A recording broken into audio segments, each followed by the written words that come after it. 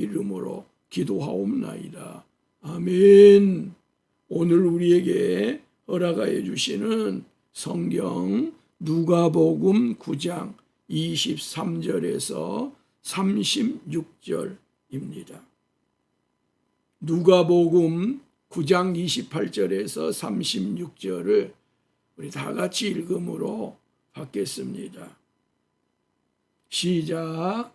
이 말씀을 하신 후 8일쯤 되어 예수께서 베드로와 요한과 야고보를 데리고 기도하시러 산에 올라가사 기도하실 때에 용모가 변화되고 그 옷이 휘어져 광채가 나더라. 문득 두 사람이 예수와 함께 말하니 이는 모세와 엘리야라.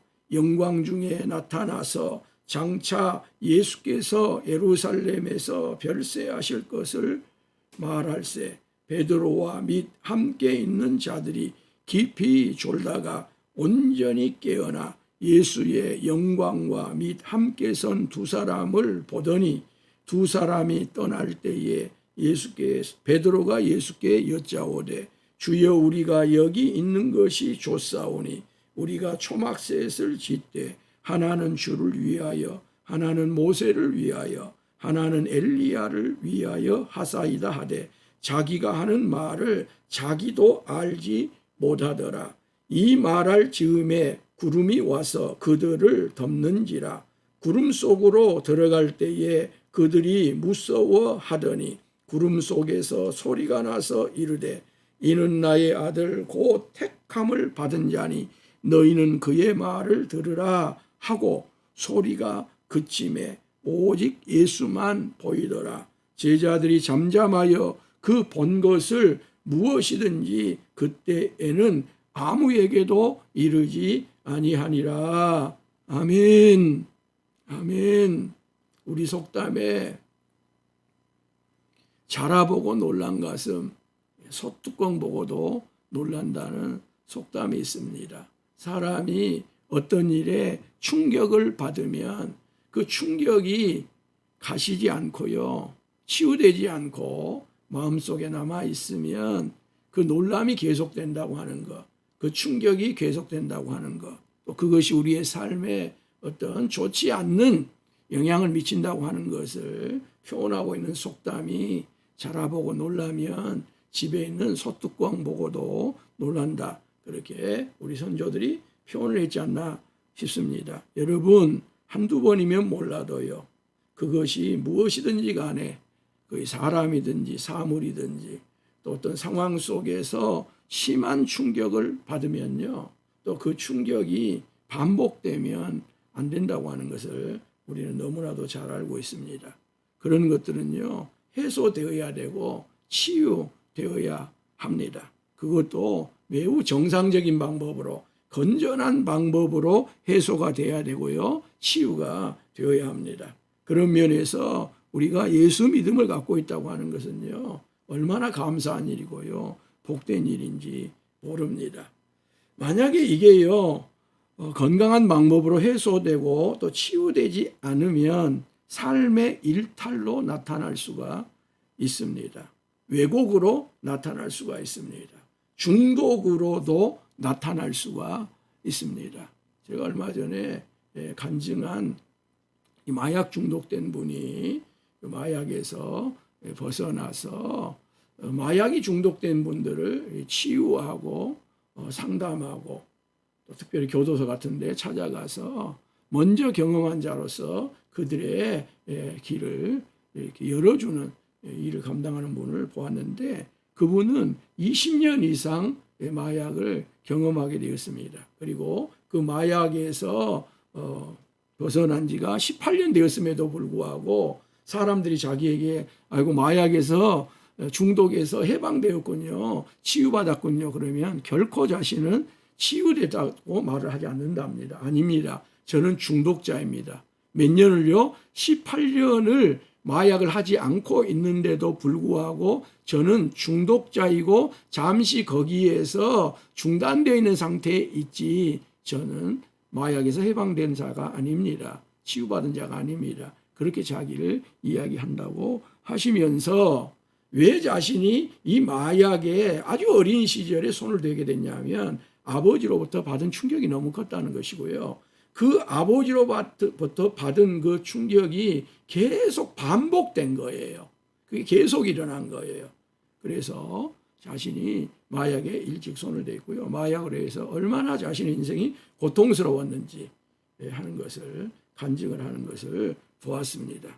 이처럼 심하게 받은 충격들이 자신 안에서 받아들일 수 없을 만큼 그게 수용이 되지 않을 만큼 계속 쌓여가면 중독으로 나타나는 경우가 있습니다. 그것이 마약 중독이 됐든지요, 술 중독이 됐든지요, 도박 중독이 됐든지, 폭력의 중독이 됐든지, 또 여러 우리가 뭐 건전하게 하는 오락이라고 하는 거, 건전하게 하는 것이 있는지 모르겠지만 여러 돈이 걸리는 사행산업이라고, 그것도 산업이라고 말해야 되는지 모르겠습니다만은 이런 것들로 한두 번의 재미가 아닌 중독으로 빠지게 되는 경우들이 있습니다.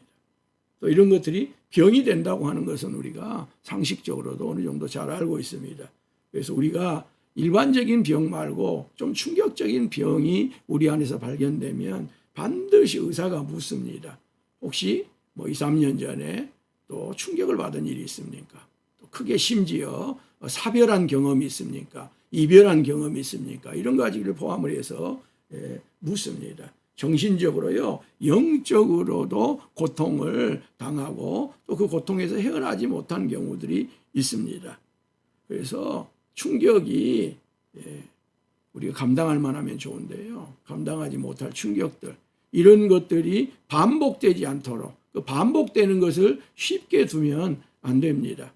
그래서 이것이 반복될 상황이면 지금은 계속 분리를 해야 된다고 하는 것, 그 상황에서 떨어져야 한다고 하는 것들을 많이 이야기를 하잖아요. 요즘 가정폭력이 매우 심한데 그 조그마한 꼬맹이들에게 너 어쩔래? 시설로 갈래? 그러면 애들이 두 말도 생각하지 아니하고 네 그런다는 거죠. 자신의 부모에게서, 자신의 집에서 머뭇거림도 없이 가겠다고 한다는 거죠. 이게 다 충격입니다. 엄청난 고통을 안겨다주는, 삶의 왜곡을 가져다주고 나중에 자칫 잘못하면 여러 일탈로, 병으로, 또 여러 삶에 본인뿐만 아니라 다른 사람에게까지 폐해를 끼치는 일들로 나타나게 하는 충격이 가져다주는 부분이라고 생각이 됩니다. 너희는 나를 누구라 하느냐라는 예수님의 물음에 하나님의 그리스도이시니다라는 베드로의 신앙 고백이 있었습니다. 이 고백 이후에 예수님께서 제자들에게 하신 말씀, 인자가 많은 고난을 받고 장로들과 대제사장들과 서기관들에게 버림받되어 죽임을 당하고 제3일에 살아나야 하리라는 예수님의 이 말씀은 3년 동안 자신들의 모든 것을 다 포기하고 예수님을 따라 나선 제자들로서는 받아들이기가 매우 힘든 충격적인 말이었습니다. 충격적인 말씀이었어요. 왜요? 제자들은 예수님을 따르는 무리가 많아지면 많아질수록 예수님께서 그 추종자들을 규합하여 로마를 정복하고 이스라엘의 전성기를 회복하실 것에 대한 기대치가 계속 높아졌던 거예요. 그리고 예수님께서 예루살렘으로 가자 하실 때 드디어 예수님께서 이 일을 하시겠구나 지금 기대를 하고 예수님을 따라 나선 것이고, 베드로가 하나님의 그리스도이십니다. 마태복음으로 말하면 주는 그리스도시요 살아계신 하나님의 아들이십니다라는 신앙 고백을 성령의 감동으로 제가 했지만, 그 감동으로 성령의 고백을 한 가운데서도 저들이 기대하는 것은 로마 제국을 물리치고 예수님께서 저 자신들의 조상인 다윗 시대를 회복하는, 시온을 회복하는 이 꿈을 저들이 꾸고 있었기 때문에 예수님이 많은 고난을 당하고 버림받고 죽임을 당한다고 하는 것, 이것은 상상할 수 없는 충격입니다. 충격적인 말씀이었어요. 이제야말로 예수님의 거사 직전이 오고 있다고 저들은 생각했다는 거예요. 근데 예수님이 죽임을 당한다니 그 실망과 충격은 이만저만이 아니었습니다. 이런 충격에는 시간이 필요했어요. 그래서 예수님도 오늘 저들을 변화산이라고 하는, 변화산은 따로 없습니다. 그 산이 변화된 산이었기 때문에 변화산이라고 부를 뿐이지 변화산은 따로 없습니다만은 제가 변화산이라고 부르겠습니다. 그 변화산으로 제자들을 데리고 가기까지 오늘 성경에는 일주일 정도의 어떤 사역이 없습니다. 이 충격을 예수님이 생각하시고 제자들에게 시간을 주었던 것 같아요. 그래서 일주일 동안에 어떤 사역도 없습니다. 어떤 일이 없어요. 그 충격이 잦아들도록, 충격이 완화되도록 예수님이 어떤 쉼과 조치를 취하셨는지 모르겠으나 일주일 상관의, 이 중요한 일주일 상관의 성경의 기록을 누가는 남기지 않고 있어요.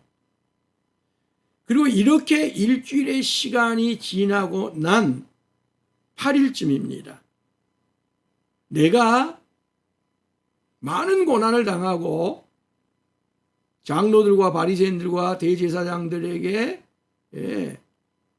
거절당하고 죽임을 당하고 제3일에 살아나야라고 하는 이 말씀을 하신 후 8일쯤 되어 예수님이 12제자 가운데서 가장 사랑하고 신뢰하는 3명의 제자인 베드로와 요한과 야고보를 또 따로 내리시고 기도하러 그 한 산으로 올라가십니다. 예수님께서 이 산에서 얼마 정도 기도하셨을까요? 아마 꽤 오래 기도를 하셨던 것 같아요. 최소한 2-3시간은 좋게 예수님께서 연이어서 기도를 하셨던 것 같아요. 왜냐하면 이 기도 시간에 제자들이 깊이 졸고 있었거든요. 깊이 졸고 있었어요. 여기 깊이라고 하는 말은 그 잠의 무게로 인해서 저들이 그냥 눌림을 받았다, 그런 뜻이니까 예수님이 1-20분 기도한 거 아닌 것 같아요. 1시간이나 이렇게 기도한 거 아닌 것 같아요. 최소한 2시간, 3시간, 어쩌면 더 많이 예수님께서 이 산에서 계속 연이어서 기도를 하셨던 것 같아요. 그러니까 제자들이 잠의 무게를 이기지 못해서 그냥 잠에 골아떨어진 것이지요. 사실요, 우리가 제일 함께하기 어려운 시간이 어떤 시간이냐? 기도 시간이에요. 성도들이 찬양하는 것도 상당히 힘들어하신 분들은 또 있더라고요. 그래서 한두 곡은 모르는데 여러 곡을 부르면 그 찬송하는 것을 견디지 못한 분도 있어요. 그러면 교회에서 무엇을 해야지만이 견딘답니까? 또 어떤 분들은 설교를 견디지 못한 분들이 참 많아요. 힘들어해요. 그런데 신앙의 여러 도구들 가운데서요, 아마 제가 볼 때는 가장 함께하지 못하고 견디기 어렵고 참기 어렵고 하는 것이 기도인 것 같아요. 기도에 함께하기를 어려워하는 것 같아요. 아무튼요, 우리가 신앙의 정도나 신앙의 연륜이나 신앙의 영적 수준에 따라서 견디기 어려워하는 부분들이 있을 수 있습니다. 그러나 그런 것들이 점점 우리 안에서 수용되어지고요, 받아들여지고요, 좀 길어지다 할지라도 그것들이 우리 안에서 신앙 실력으로 충분히 감당할 만한 실력이 갖추어져 가야 하는 거지요. 아무튼 신앙 정도나 기도의 수준에 따라서 기도의 순간에 졸 수는 있다고 생각이 되어집니다. 그러나 계속 졸고만 있으면 곤란합니다. 계속 졸고만 있으면 곤란합니다. 찬송에도 졸고요, 기도에도 졸고요,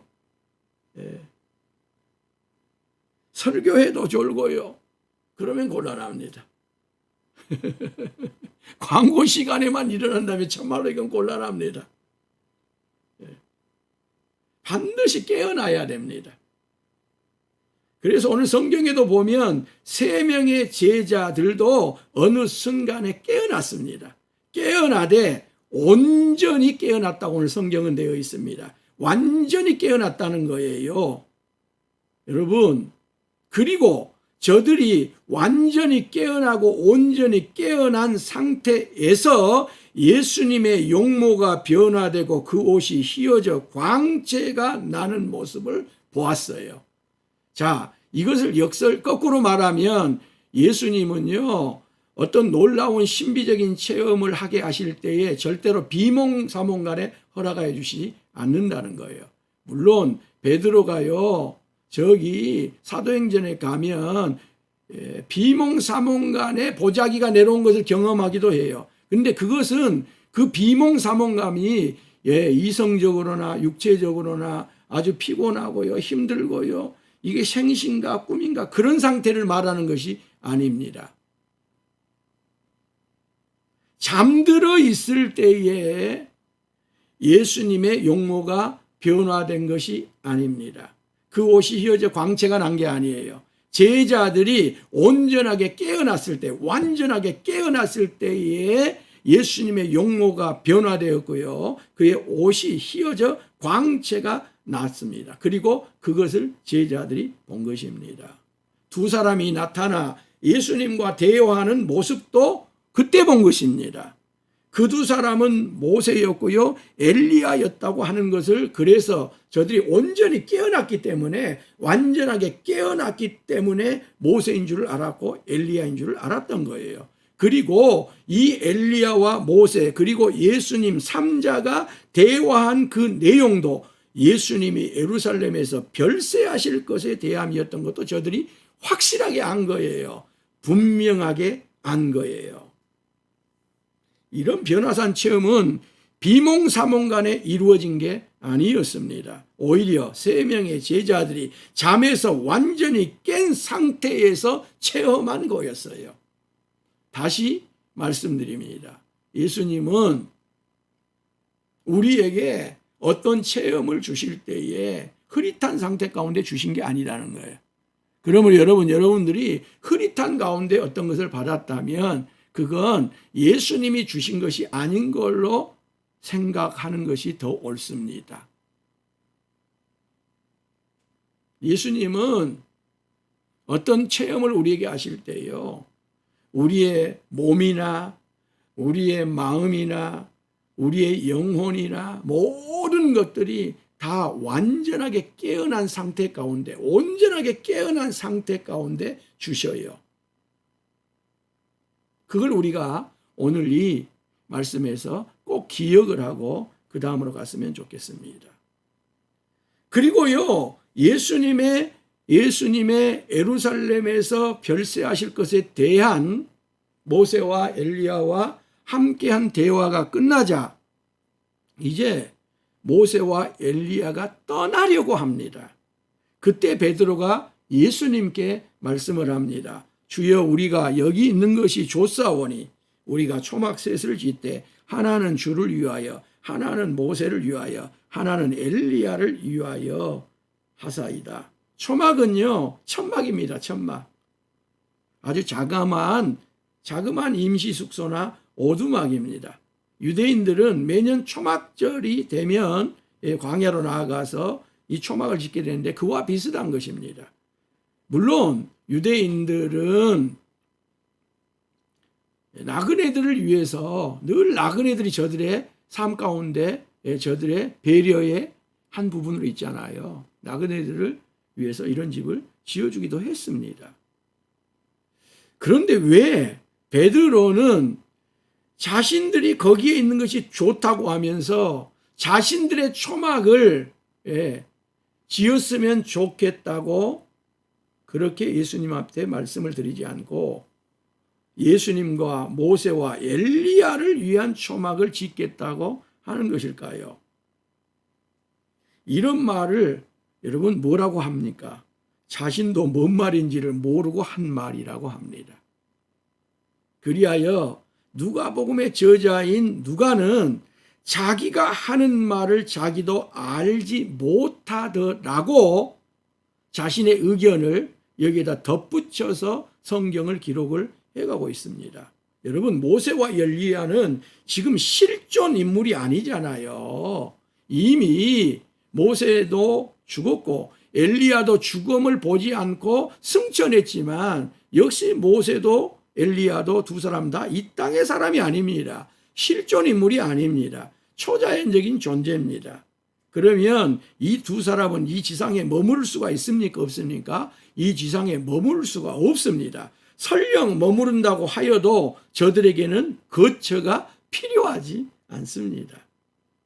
천국의 몸을 가지고 있는데 무슨 초막이 필요하겠어요? 초막이 필요한 것은 우리가 오늘 이 육신을 입고 있기 때문에 초막이 필요하지, 이 육신 장막을 벗으면 초막이 필요 없지 않습니까? 모세와 엘리야는 고린도전서 15장 말씀을 제가 가지고 와서 말씀드리면 저들은 이미 썩지 아니할 몸을 입고 있습니다. 빌립보서의 말씀을 가지고 와서 말씀드리면 영광의 몸의 형체와 같이 변화된 몸을 저들이 가지고 있어요. 입고 있어요. 그러므로 저들에게는 초막이 필요 없습니다. 고대 광실, 기와집도 필요 없습니다. 백한집, 왕이 사는 궁궐도 필요 없고요. 당시에는 신하들이 99칸, 왕보다 한 칸 낮은 또 엄청난 대궐집을 가지고 있었다고 하는데요.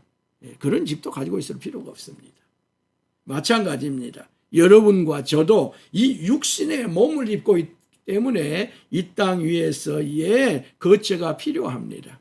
그리고 여러분 육신의 몸을 입고 있는 동안 여러분의 거처가 평안한 거처가 되기를 원합니다. 건강한 거처가 되기를 원합니다.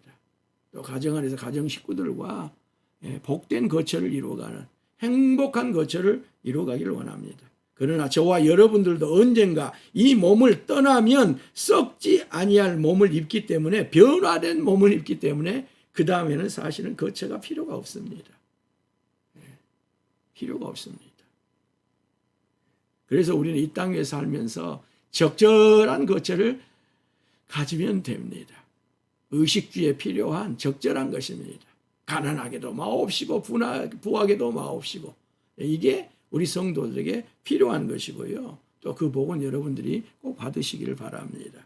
주여 우리가 여기 있는 것이 좋사오니 우리가 초막 셋을 짓되 하나는 주를 위하여 하나는 모세를 위하여 하나는 엘리야를 위하여 하사이다라는 베드로의 목소리가 잦아들 즈음에 구름이 그 현장을 덮습니다. 이때 제자 이 세 사람도 구름 속으로 들어가게 됩니다. 그때 저들이 두려워했습니다. 무서워했습니다. 즉 하나님의 임재가 임하고 있기 때문에 그렇습니다. 그때 구름 속에서 성부 하나님의 음성이 들립니다. 이는 나의 아들 곧 택함을 받은 자니 너희는 그의 말을 들으라. 베드로는요, 이때 들었던 말씀을 평생 잊지를 못해요. 그래서 제가 쓴 베드로후서 1장 16절에서 17절에 그때의 체험을 기록을 해요.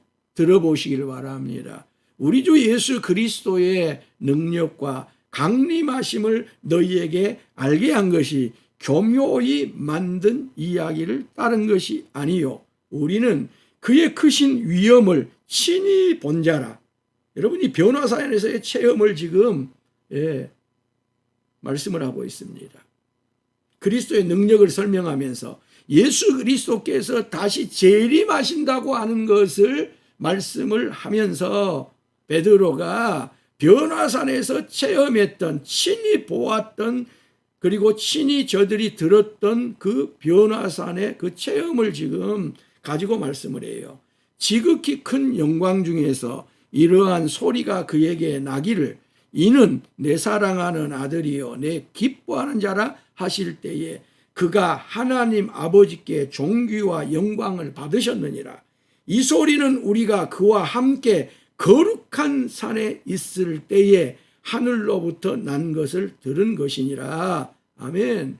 베드로는 이때 체험했던 그 체험을 평생 잊을 수가 없었던 거예요. 그리고 그 산을 저는 거룩한 산이라고 말하고요.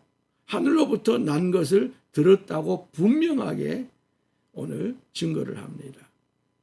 이는 나의 사랑하는, 이는 나의 아들 곧 택함을 받은 자니 너희는 그의 말을 들으라라는 하늘로부터 들려온 성부 하나님의 음성은요, 저들이 예수님께서 십자가를 지시고 십자가에서 처형당해야지만이 된다고 하는 그 요지의 말씀, 인자가 많은 고난을 받고 장로들과 대제사장들과 서기관들에게 버림받아 죽임을 당하고 제3일에 살아나야 하리라 하신 이 예수님의 말씀으로 인하여 받았던 그 충격을 완전히 벗어납니다.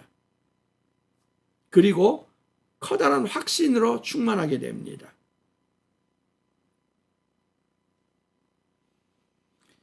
성부 하나님의 음성 이후에 보니 거기에는 오직 예수님만 계셨습니다. 그렇습니다. 모세도 아니고 엘리야도 아니고 오직 예수님입니다. 세 명의 제자가 온전히 깨어나 본 것도 예수님의 영광이었습니다. 그들이 들었던 음성도 예수님의 말씀을 들으라는 거였습니다. 최종적으로 본 분도 오직 예수님 뿐이었습니다. 그리고요, 이 세 명의 제자들은 이런 놀라운 체험을 하였으면서도 오히려 잠잠합니다. 침묵을 지킵니다. 그 본 것을 아무에게도 말하지 아니하였습니다. 마태와 마가에 의하면 예수님께서 부활하실 때까지는 이 세 명의 제자에게 변화산에서 체험했던 것을 함구하라고 지시를 한 것으로 그렇게 되어 있습니다. 그러나 누가복음에는 그런 함구했다고 하는 것이 없어요. 그럼에도 불구하고 베드로와 요한과 야고보가 이 변화산에서, 베드로의 표현으로 말하면 거룩한 산에서 체험했던 그 체험을 함구합니다. 입을 닫습니다. 이러한 모습은요, 오늘날 그리스도인들과는 사뭇 다릅니다. 오늘날 같으면 이런 체험을 했으면 가만히 있겠습니까? 아마 기독교 언론사 부르고요, 방송사에 전화하고요, 간증 집회 불러달라고 하고요, 설레발치고요, 아마 부산을 떨었을 겁니다. 그러나 베드로와 요한과 야고보는 달랐습니다. 왜 예수님께서 12제자가 아닌 이 3명의 제자를 기도하러 이 산으로 데리고 갔고 거기에서 이 변화산의 체험을 보여주셨는가를 우리가 여기서 또 깨닫게 되고요, 알게 됩니다. 이 세 제자는 이 체험을 마음속 깊이 담아둡니다. 그리고 우리가 아까 보았던 것처럼 베드로는 소아시아에 흩어져 있는 성도들에게 복음을 써서 저들이 복음을 받아야 될 상황이 되었을 때야 비로소 이 변화산 체험을, 예수님의 능력을 말씀하실 때, 예수님의 재림을 말씀하실 때에야 이 변화산 체험을 말하면서 그 두 가지를 저들에게 알려주고 있는 것입니다. 성도 여러분, 우리의 실력은 때로는 침묵에 있습니다. 침묵. 함구하는 데 있습니다.